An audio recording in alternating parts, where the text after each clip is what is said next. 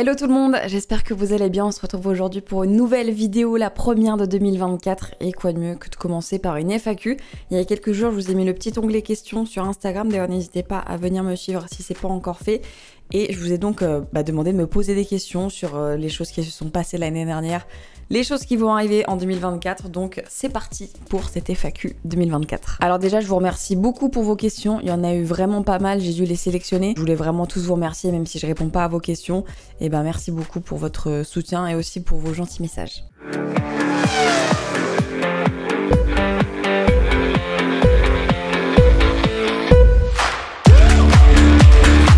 La première question, c'est celle de Waluji Sama. Quelle est la vidéo dont tu es la plus fière? Bah clairement c'est ma vidéo du GP Explorer parce que ça me ramène Enfin déjà c'est un montage que j'ai adoré faire.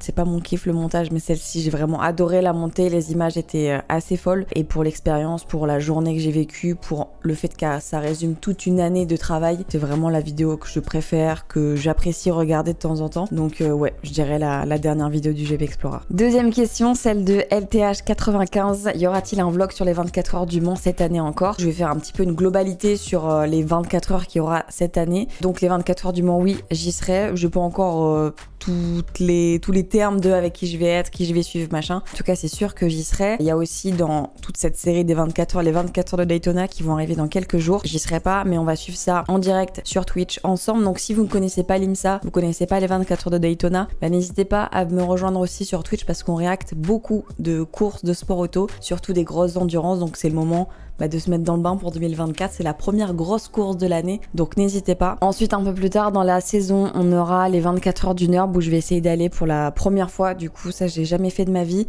mais c'est dans mes projets de 2024, donc je vais essayer d'y aller. Et puis, on aura évidemment les 24 heures de Spa aussi après les 24 heures du Mans, où je serai aussi. C'est le centenaire cette année des 24 heures de Spa, donc ça va être une très belle fête. J'espère vous y voir nombreux. La billetterie est d'ailleurs ouverte, il reste de la place, donc n'hésitez pas, c'est pas les prix d'autres compétitions, donc n'hésitez pas, c'est abordable pour passer un très beau week-end de GT3. Donc voilà les programmes, mais oui, pour répondre à ta question, je serai aux 24 heures du Mans et je pense que oui, il y aura un vlog. Question de Clément, des vlogs avec Acodis en WEC. Alors effectivement, Acodis passe en WEC, c'est une équipe que j'ai beaucoup suivie en GT World, c'est une équipe qui donc passe en WEC, toujours en GT3 mais sur une Lexus. Il n'est pas impossible que je fasse des petits trucs avec eux, j'ai aussi un copain à moi qui va rouler chez eux, Esteban Masson, l'année prochaine, donc c'est pas impossible que je fasse des petits coucous chez Acodis. Après, il y a pas mal de choses en fait maintenant quand je vais sur les circuits, il y a pas mal de gens et je me concentre plus sur une équipe ou un pilote ou des choses comme ça. J'essaye un peu d'élargir les horizons, mais oui, c'est pas impossible qu'il y ait des petits passages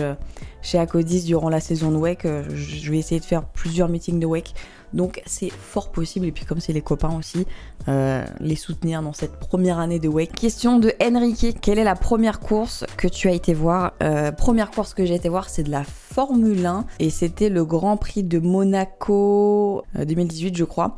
Première course, donc c'est un truc que j'ai attendu toute ma vie, donc j'étais très fière d'aller au Grand Prix de Monaco. C'était vraiment ce que je voulais, j'avais depuis que j'étais petite comme rêve d'aller au Grand Prix de Monaco, et j'ai eu cette surprise pour un de mes anniversaires, donc ouais, Grand Prix de Monaco je crois 2018. Question de Orlan, et je vais un petit peu la détourner. À quand un concert avec Soso? Alors c'est pas du tout prévu. En revanche, il se pourrait que le duo le plus improbable d'internet soit de retour dans les prochains jours, puisque si tout se passe bien, on sera avec Soso à Lens en Vercors pour une manche du Trophée Andros dans quelques semaines, dans 15 jours même, un peu moins de 15 jours, donc j'ai trop hâte. Il y aura aussi normalement d'autres copains du GP qui seront là, donc on risque de passer un très bon week-end, mais en tout cas il y a aussi des projets de vidéos qui sont prévus avec Soso. Bon, pas de concert, du coup il y aura un vlog Trophée Andros où il risque d'y avoir Soso dedans dans quelques jours. Question de Valentin, tes prochains voyages hors sport auto? Alors j'en fais pas beaucoup parce que j'ai déjà beaucoup de choses à faire avec le sport auto, mais ta question tombe à pic puisqu'il y a quelques jours j'ai pris des billets pour j'ai un groupe de meilleurs potes avec qui on essaye de faire pas mal de voyages en ce moment. On a fait Lisbonne il y a quelques mois et là on part à Cracovie dans quelques semaines, début mi-mars je crois. Donc j'en profite, si vous avez des bons plans, si vous avez des trucs, des tips à nous donner à Cracovie ou proche de Cracovie, n'hésitez pas parce qu'on n'a aucune idée de ce qu'on va faire là-bas. Donc si vous avez déjà été à Cracovie, vous nous dites ce qu'il faut voir, ce qu'il faut faire et tout. On suivra vos précieux conseils. Question de Hugo, tu vas participer à des courses en tant que pilote, des courses auto-web. Du coup il y aura le Trophée Andros dans quelques semaines. Il y a aussi des petits trucs qui se préparent, je peux pas encore vous en parler, mais dès que ce sera un peu plus finalisé, je vous en parlerai. Mais ouais, il y a des petits roulages qui se préparent pour 2024, des petits trucs à droite à gauche, donc enfin des petits trucs, non, des gros trucs même. Donc voilà, j'ai hâte d'avancer dessus, mais oui évidemment, il y a des roulages en course, hors course qui sont prévus. Vraiment mettre nos fesses dans une voiture cette année, dans des voitures, donc aucun doute là-dessus, il y aura des courses de sport auto en tant que pilote. Question de Mathis, es-tu fatigué de cette année et de tous tes projets? Fatigué physiquement, ouais, un petit peu parce que j'ai accumulé beaucoup de retard de sommeil, donc j'ai rattrapé là en vrai, mais durant l'année. Mentalement, non, pas du tout, au contraire, ça va super bien. J'ai jamais été, je pense, aussi lucide et savoir autant ce que je veux pour la suite. Non, franchement, ça va, juste un petit peu de fatigue, mais l'intersaison sert à ça. Tout va bien, le moral est au beau fixe. Mais voilà, je suis hyper contente, j'ai hâte d'entamer sérieusement la saison, l'année 2024 plutôt. Avec plein de petites choses qui vont arriver, plein de trucs dont je peux pas vous parler, mais on travaille sur plusieurs choses. Donc ouais, non, franchement tout va bien. Question de Camille qui revient hyper souvent, ton parcours scolaire. En fait, je crois que, je sais pas si j'en ai déjà parlé ici, mais mon parcours scolaire a absolument rien à voir avec ce que je fais maintenant.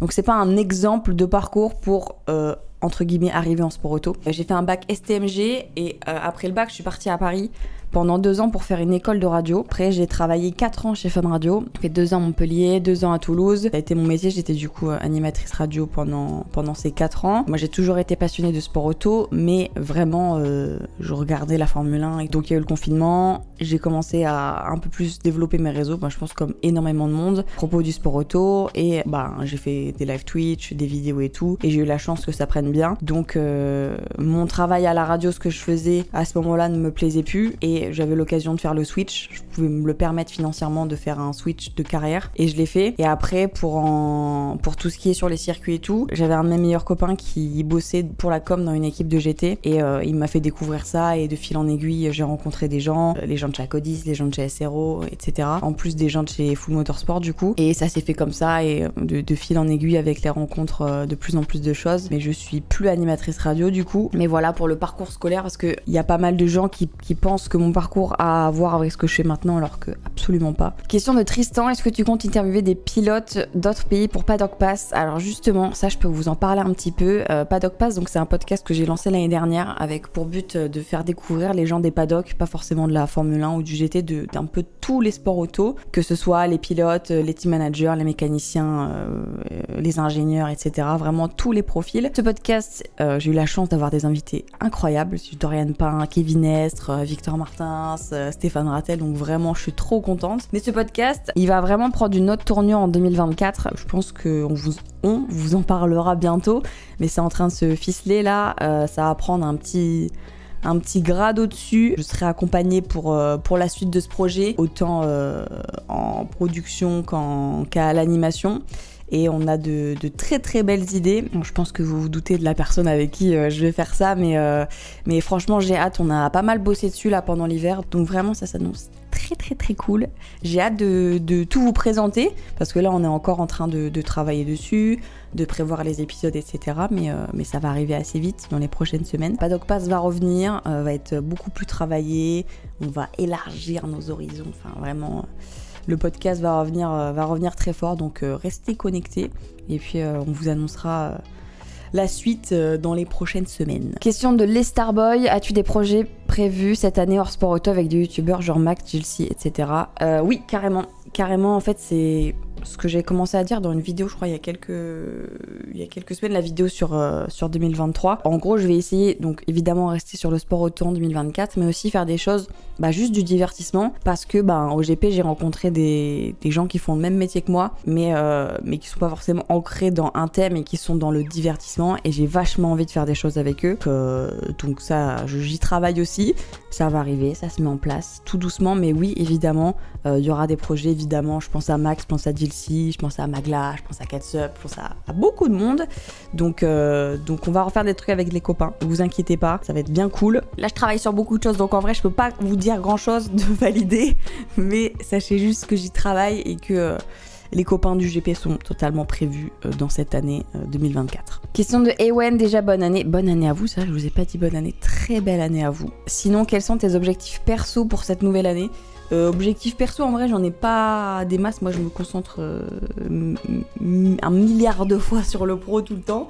Mais je suis contente parce que c'est vraiment ce que j'ai réussi à faire, surtout sur la fin d'année 2023.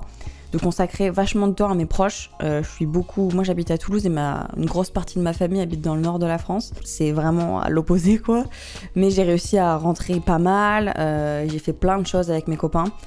Mes copains de toujours. Donc c'est vraiment un truc qui me faisait peur. J'avais peur de pas réussir à gérer tout ça, de mettre une distance avec mes copains.